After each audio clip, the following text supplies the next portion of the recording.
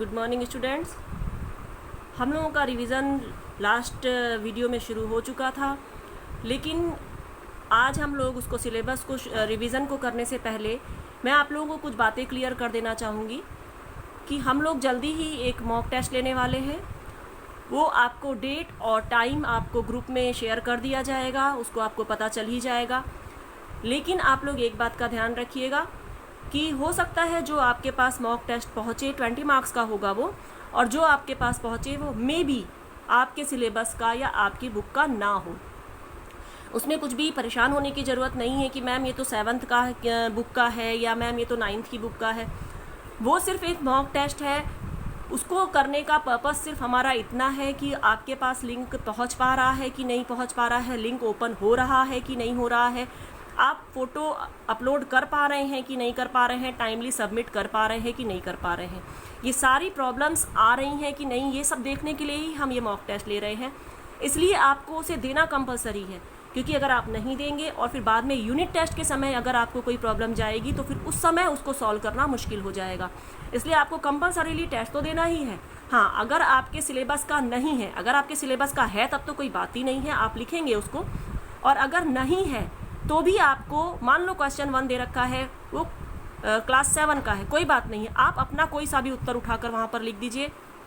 दूसरा क्वेश्चन आपने खोला, उसका आप दूसरा क्वेश्चन का आंसर लिख दीजिए। जो भी है आपको लिखना सारा है। इसके लिए आपको करना क्या है कि आप अपने रजिस्टर का मिडिल पेज ओपन करके रखेंगे और उसी में आपको कंप्लीट करना है।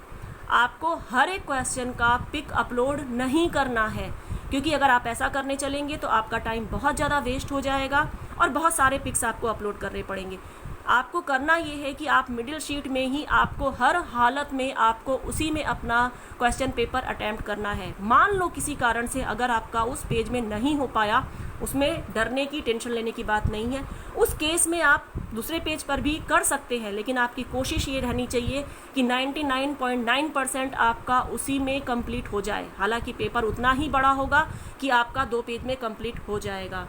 क्वेश्चंस, आपको एक भी बात बता दूं कि मैं आपको हिंदी में भी MCQs नहीं आएंगे, आपको पूरा क्वेश्चन पेपर डिस्क्रिप्टिव ही होगा, मतलब आपको लिखना होगा, आपको MCQs नहीं होंगे।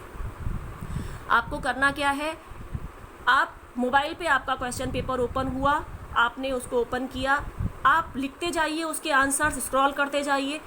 पूरा क्वेश्चन पेपर आप सॉल्व कर चुकने के बाद लास्ट में आप उसका पिक थोड़ा सा अपना मोबाइल ऊपर रखिए, जिससे आपके दोनों पेज का पिक एक साथ आ जाए, और आप उसको फिर फोटो लेकर के आप उसको अपलोड करेंगे। और एक बात का और ध्यान रखेंगे, आपका राइटिंग, जो आपकी राइटिंग रीडेबल होनी चाहिए, प्लस आपका पिक भी क्लियर होना चाहिए, ब्लर नहीं होना चाहिए जो हम रीड ना कर सके। टाइम पे आपको उसे सबमिट कर देना है। अगर एक बार आपका टाइम ख़त्म हो गया, आपका लिंक चला जाएगा, उसके बाद आपका पेपर सबमिट नहीं हो पाएगा। तो इसलिए आपको टाइम का भी ध्यान रखना है। सेकेंड थिंग, आपको अननेसेसरीली अपने आंसर्स को ज़्यादा लंबा नहीं करना है। 3 मार्क्स का क्वेश्चन है, मैक्सिमम आपका आंसर 4 लाइन से ज़्यादा नहीं होगा, क्योंकि तभी आपका 2 पेज में आपका क्वेश्चन पेपर पूरा कंप्लीट हो पाएगा। तो आपको इतना ध्यान रखना है कि अननेसेसरीली उसको लॉन्ग नहीं करना है और बहुत शॉर्ट भी नहीं, कि आपने कहा था कि छोटा लिखना है तो हमने 1 लाइन में लिख दिया। 3 मार्क्स के क्वेश्चन में अगर आप 1 या 2 लाइन लिख देंगे तो आपको मार्क्स नहीं मिलेंगे। फिर एक चीज़ मैंने और बताई है कि हमारे लिखवाए हुए आंसर आप नहीं लिखेंगे, आपको अपने ओन वर्ड्स में ही आंसर लिखने हैं, वरना आपकी एवरेज मार्किंग होगी, आपको मार्क्स नहीं दिए जाएंगे। उसके बाद आपको क्वेश्चंस नोट करने की ज़रूरत नहीं है, डायरेक्ट आप आंसर लिखेंगे, जैसा कि आप एग्ज़ाम में करते हैं, डायरेक्ट आप आंसर लिखेंगे। फिलअप्स जो है उसके भी सिर्फ आपको आंसर्स लिखने हैं, पूरा सेंटेंस लिखने की ज़रूरत नहीं है। आपको ग्रामर जो है, विलोम है, पर्यायवाची है, वो तो एक एक वर्ड होता है, उसको लिख के फिर आप उसके आंसर जो होंगे वो लिख लेंगे। पेपर आपका इजीली टाइमली कंप्लीट हो जाएगा। ठीक है, तो ये तो हो गई, आपकी सारी बातें क्लियर हो गई होंगी। नेक्स्ट थिंग कि आप वीडियो को केयरफुली आप सुनेंगे, क्योंकि होता क्या है कि जो चीज़ें मैं इसमें वीडियो में एक्सप्लेन कर चुकी होती हूँ, वही चीज़ें मुझे बच्चे क्वेरीज उनकी आती है कि मैम ऐसा क्यों नहीं है, मैम ये चैप्टर नहीं आ रहा है, मैम ग्रामर में ये आ रहा है कि नहीं आ रहा है। आप वीडियो क्यों नहीं ध्यान से देखते हैं? वीडियो को ध्यान से देखिए, उसमें हर चीज़ मैं एक्सप्लेन कर चुकी होती हूँ।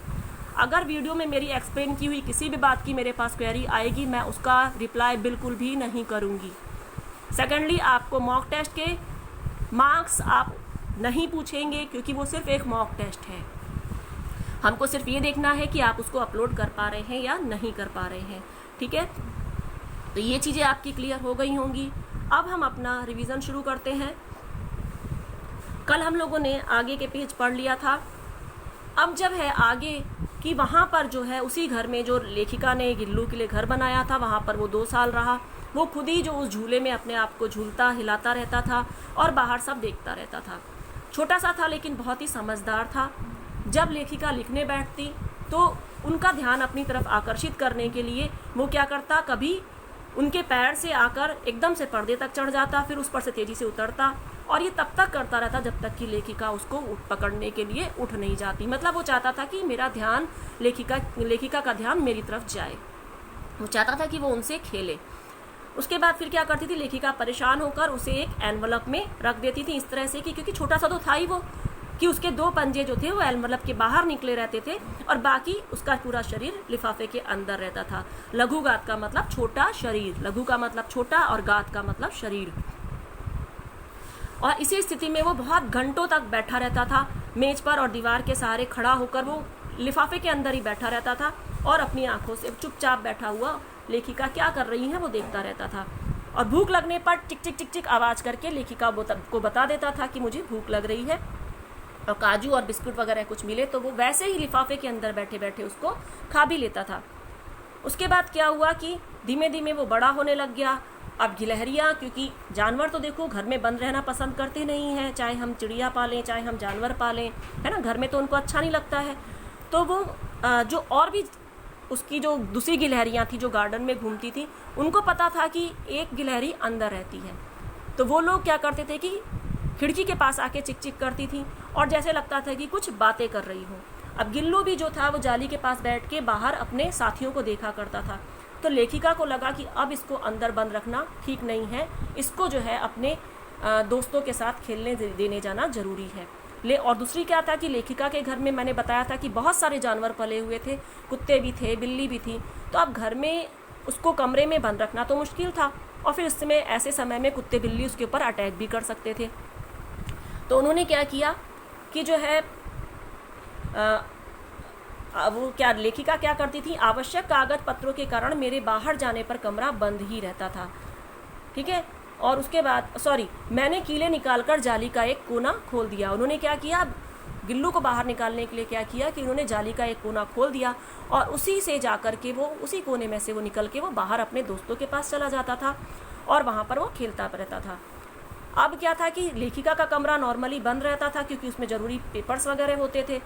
तो जैसे हमने देखा होगा, आपके घर में अगर कुत्ता पला हुआ हो तो आपने देखा होगा कि जैसे ही हम लोग घर जाते हैं तो वो दौड़ के हमसे लिपट जाता है, चाटने लगता है। वैसे ही गिल्लू भी अपना प्रेम जताता था। जैसे ही लेखिका आती थी वो दौड़कर उनके पैर से सिर तक और सिर से पैर तक दौड़ लगाना शुरू कर देता था। फिर जो है इसी तरह से धीमे धीमे अपना जो गिलहरियों का झुंड था उसका वो नेता बन गया, उसमें खेलता रहता था। कभी वो फूलदान में छिप जाता था, कभी पर्दे की ओट में, कभी सोनजूही की पत्तियों में, इस तरह से वो खेलता रहता था। लेकिन जो है इसके अंदर एक और खासियत थी, जैसे कई बार हमारे जो पालतू जानवर होते हैं वो हमसे ज़्यादा लाड़ जताते हैं। तो गिल्लू भी जो था जब लेखिका खाना खाने बैठती थी तो उनकी थाली में ही खाना खाना शुरू कर देता था। बाकी किसी भी जानवर की इतनी हिम्मत नहीं थी, लेकिन ये छोटा सा था, अभी इतनी अक्ल नहीं थी, तो वो जो था उनकी थाली में ही घुस कर बैठने की कोशिश करता था। फिर धीमे धीमे उन्होंने उसको सिखाया कि थाली के पास बैठना है और एक एक चावल बड़ी सफाई से वो उठाकर खाता रहता था। उसको पसंद क्या था, काजू बहुत ज़्यादा पसंद था। उसके बाद एक बार क्या हुआ कि लेखिका का एक्सीडेंट हो गया। यहाँ पर देखो कि जो जानवर हमारे पालतू जानवर होते हैं उनको हमसे कितना प्रेम होता है। जानवर चाहे कोई सा भी हो, कुत्ता है, घोड़ा है, ये लोग तो बहुत ज़्यादा समझदार होते हैं, लेकिन जो हमारे पालतू जानवर होते हैं, दूसरे भी होते हैं, वो उतने समझदार नहीं होते हैं, लेकिन उनके अंदर अफेक्शन होता है। तो वो जो था, एक बार क्या हुआ कि लेखिका का एक्सीडेंट हो गया और वो कई दिन तक हॉस्पिटल में रही। जब वापस आई तब उन्होंने देखा कि लोगों ने बताया कि जब लेखिका का कमरा बंद था, अगर कोई उनके कमरे में आता था तो गिल्लू दौड़कर अपने झूले में आता था और झूले से आता था और देखता था कि लेखिका नहीं है, तो वापस से अपने घोंसले में जा बैठता था। काजू उसको बहुत पसंद था, लेकिन जब लेखिका वो वहाँ से वापस आई अस्पताल से, तो उन्होंने देखा कि वहाँ पर बहुत सारे काजू पड़े हुए थे। इसका मतलब है कि उसने इतने दिनों से अपने प्रिय काजू भी नहीं खाए थे। और जब लेखिका वापस आ गई और अपने बिस्तर पे लेटी भी रहती थी, तो वो छोटी सी गिलहरी, सोचिए, आप सोच भी नहीं सकते हैं, हम तो सोचते हैं कि कुत्ता ही समझदार होता है, लेकिन वो छोटी सी गिलहरी ना अपने झूले में बैठता, वो क्या करता था कि लेखिका के तकिए के पास आके बैठ जाता था।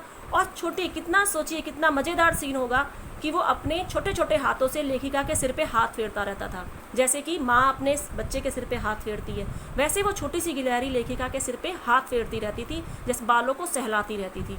ऐसा लगता था कि जैसे कोई परिचारिका का मतलब होता है सेविका, है ना, जो हम जैसे एयर होस्टेस भी होती हैं, हम उनको भी विमान परिचारिका कहते हैं, ठीक है। तो इस तरह से जो सेविका जैसे काम कर रही है, नर्स हो, इस तरह से वो उनकी केयर करता था। इतना छोटा सा जानवर, छोटी सी गिलहरी, ऐसे ही वो हर समय चाहता था कि वो लेखिका के साथ बना रहे।